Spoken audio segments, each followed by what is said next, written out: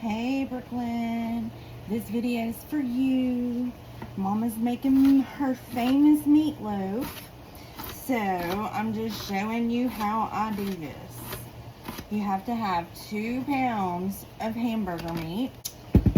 And then you chop up a medium sized onion. And I'll show you about how much that looks like. I'm chopping the onion now. This is about what you need, or you can do less if you don't like that much onion. So I'm going to scoop it into the pan with the meat. And this is a 9 by 13 glass dish that I'm using. Okay, and then you'll want to put 2 eggs. I usually keep a paper towel out to put my eggshells on after I crack them. If you're scared of getting shells into your food, just do it into a separate container instead of putting it actually over your food, and that way you can get any shell out that you might have dropped.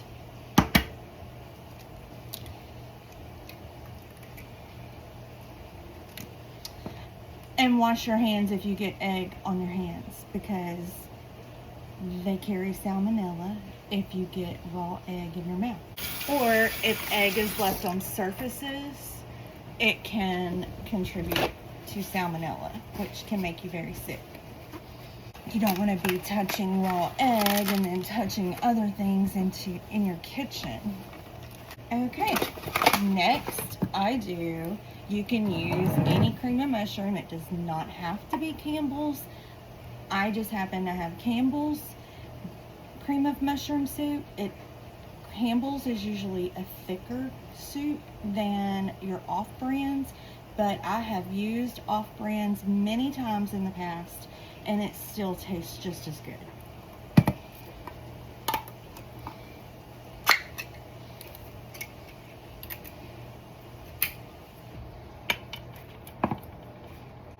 Okay, so you're gonna spoon 1 can into your meatloaf.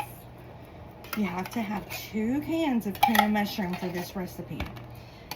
And I spoon out 1 can, and I use the other can at the end to top the meatloaf with. Oh, one other thing that I always forget to do: preheat your oven to 350 while you're combining all the ingredients, and that way when you're ready to when you've got the meatloaf made up, your oven should be preheated by then.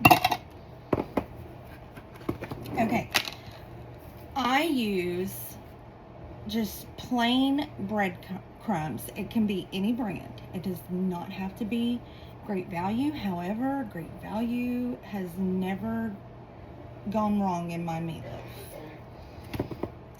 Take off any rings, because now gets to the messy part. But you want to do it this way. If you want to wear gloves, you can.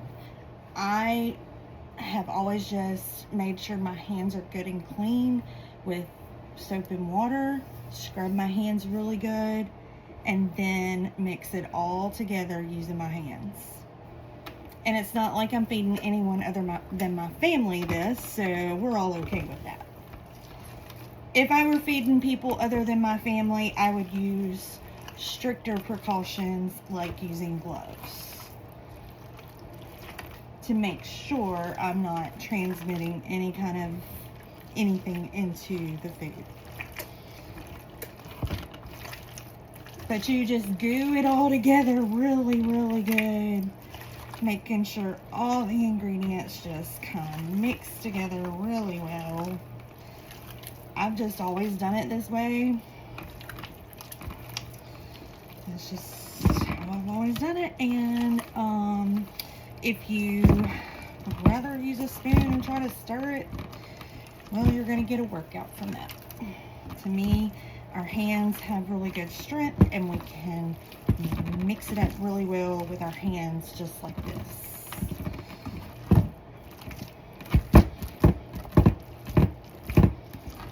It's getting there, but I get it really good and mixed up because I want it, all the flavors that I'm mixing together, to be well blended and in that meat.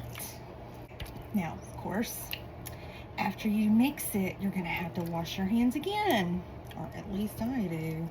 I can't stand things to be on my hands. Okay, no rings yet, because next step is the breadcrumbs. But as you can see, I've got this mixed up pretty good. Okay, now I am gonna put on what I think is gonna be enough breadcrumbs, and I'm gonna mix that in, and if I feel like I need a little bit more after I mix this in, then I'll add just a little bit at a time to get my right consistency. And you'll see what a loaf looks like. This is about how many breadcrumbs. I just kind of cover the top, shaking it on the top. And now I got my hands dirty again. But this time I'm going to just kind of start out using one hand to mix it in.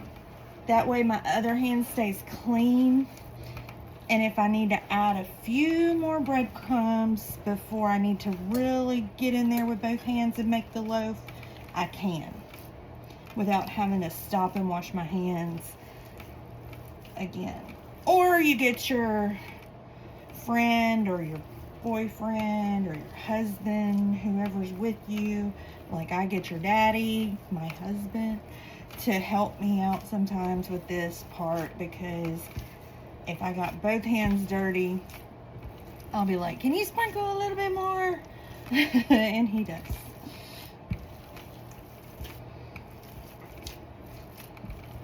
But if they're not around, this is the way I do it. Keep one hand clean.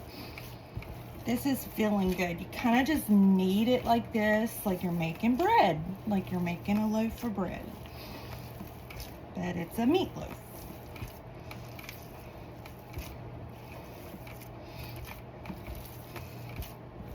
And you'll start to see the crumbs are like really, they kind of dissolve, I guess. Not really dissolve, but mix well into the meat. They're not still showing.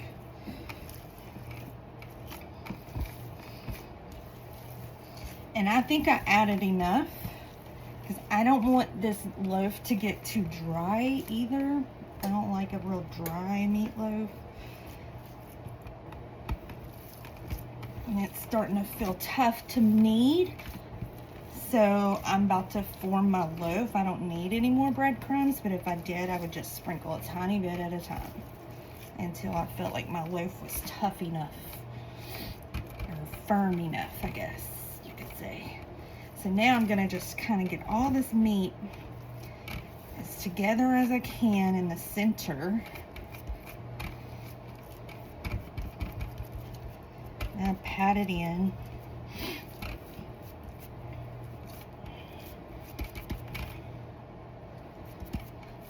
Okay, and then I'm gonna just kind of press it out, and I want to keep it as even as I can all around the meatloaf. Like, I don't want one end to be more taller than the other, or, you know, thicker than the other, or however you want to say it. But I want all of my meatloaf to be about the same height, width, size, all the things. It's kind of an art project. Want it to be pretty.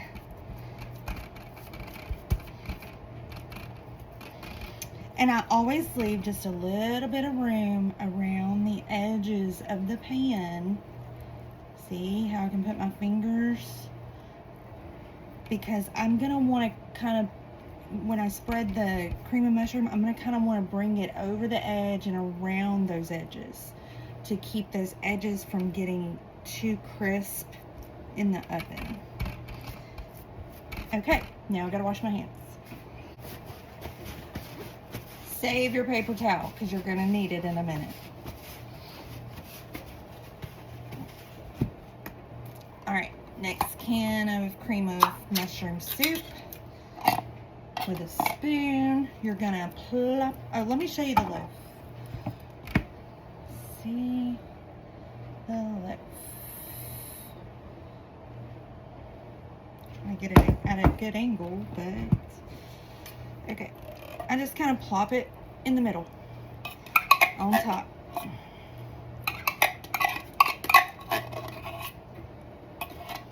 And then I just kind of spread it around.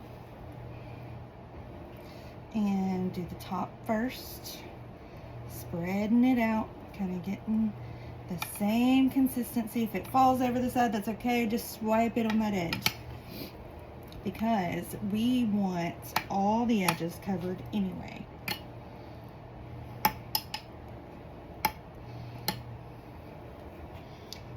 Like so.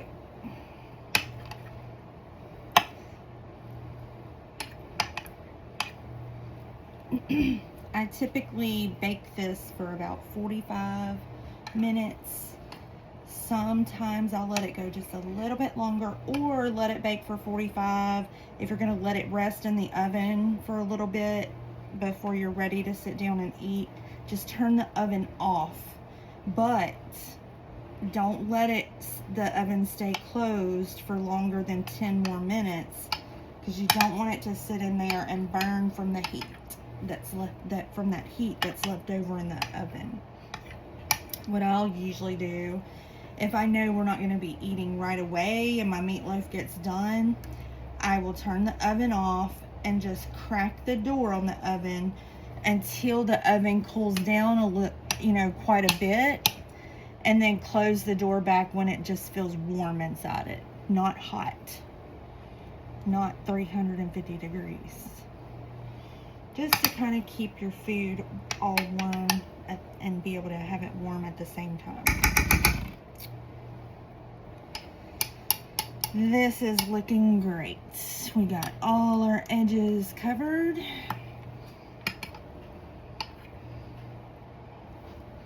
Now, the last thing I do is take my paper towel that I just dried my hands with, and I like to wipe my dish all the way around, because in the middle of mixing this up, I always get stuff on the edges of my pan, and I just don't like that. I don't want it to cook onto my dish like that, and I don't want things to fall off the edges and fall into my oven and then burn at the bottom of the oven.